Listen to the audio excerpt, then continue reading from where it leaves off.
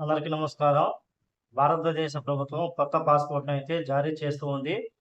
ప్రధాన నగరాల్లో అయితే ఇది అందుబాటులోకి రానుంది. వివరాల్లోకెళితే భారతదేశం ఎలక్ట్రానిక్ పాస్‌పోర్ట్‌ల వైపు అడుగులు వేస్తూ ఉంది.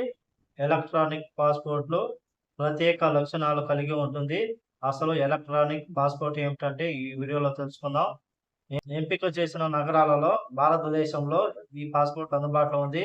ఈ సంవత్సరం చివరి నాటికి అన్ని పాస్‌పోర్ట్‌ల సేవా కేంద్రాలలో ఈ సేవ అందుబాటులోకి వస్తుందని చెప్పేసి అధికారులు తెలిపారు.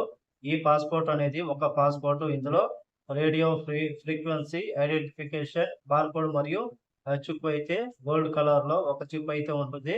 అలాగే మామూలు పాస్‌పోర్ట్ బుక్లెట్‌తో పాటు ఉంటుంది. ఆ చిప్‌లో బయోమెట్రిక్ సమాచారం ఉంటుంది. దీని వలన విమానాశ్రయాలలో భద్రత పెరుగుతూ ఉంది. అధికారుల తనిఖీలు వేగవంతం అవుతాయి. దీనివల్ల సమయం కూడా ఆదా అవుతుంది. మరియు పాస్‌పోర్ట్ యొక్క యజమాని వ్యక్తిగత సమాచారాన్ని రక్షించడానికి కొన్ని పద్ధతులను కలిగి ఉంది. పాస్‌పోర్ట్ చివరి పేజీలో చిరునామా ఉండదు. బదునత చిరునామా కలిగి ఉన్న బార్‌కోడ్ ఉంటుంది. ఈ యొక్క వ్యక్తిగత సమాచారాన్ని విమానాశ్రయ అధికారులు మాత్రమే అర్థం చేసుకుంటారు. వాళ్ళు మాత్రమే మీ యొక్క సమాచారాన్ని తెలుసుకుంటారు. మీ తల్లిదండ్రుల పేర్లు కూడా పాస్‌పోర్ట్‌లో ఉండవు. మరొక ప్రత్యేక లక్షణం కలర్ కోడ్. ఇది గుర్తింపును సులభతరం చేస్తూ ఉంది.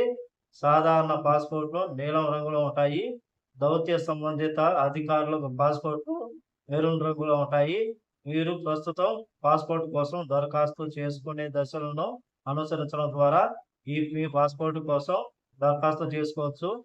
అదనపు దశలను అనుసరించాల్సిన అవసరం లేదు. పాస్‌పోర్ట్ సేవా కేంద్ర పోర్టల్ ద్వారా సమర్పించాలి. అలాగే ప్రస్తుతం జమ్మూ, గోవా, నాగ్పూర్, సిమ్లా, భువనేశ్వర్, ఢిల్లీ, చెన్నైలోని కేంద్రాలలో ప్రస్తుతం ఈ పాస్‌పోర్ట్‌లు జారీ చేయబడుతున్నాయి. రాబోయే రోజుల్లో విజయవాడ, విశాఖపట్నం, తిరుపతి, కడప లాంటి పాస్‌పోర్ట్ కేంద్రాలలో కూడా ఈ పాస్‌పోర్ట్ అందుబాటులోకి రానున్నాయి. కాబట్టి ఈ యొక్క విషయాలందరూ తెలుసుకోవాలని కోరుకుంటూ ఈ వీడియో నచ్చితే లైక్ చేయండి, షేర్ చేయండి, సబ్స్క్రైబ్ చేసుకోండి.